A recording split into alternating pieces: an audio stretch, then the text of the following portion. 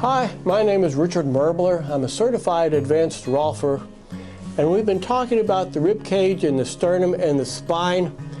And the fourth aspect of this whole complex is the diaphragm, represented by this pillowcase.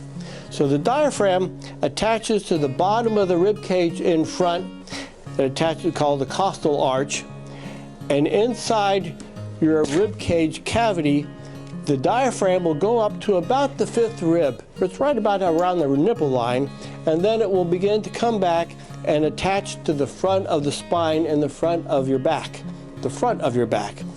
So ideally, the respiratory diaphragm should be able to have somewhat of a dome like this, and then when you take in a big breath, the diaphragm begins to flatten, and it creates negative airspace in your rib cage, which draws air into the lungs. So the lungs just passively fill.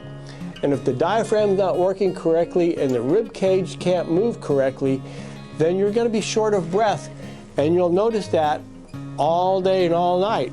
So ideally, the rib cage supports this structure and allows the contraction of the diaphragm, and then it should be able to redome.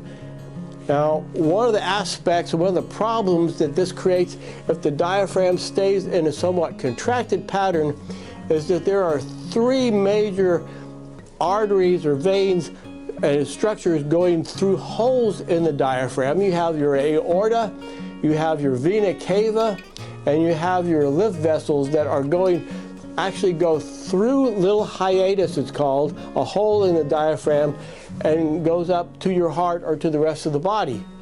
So if the diaphragm is somewhat contracted, it's going to restrict the flow through those blood vessels and lymph vessels. And so the importance of good movement of the diaphragm is vital for both blood flow and your respiration.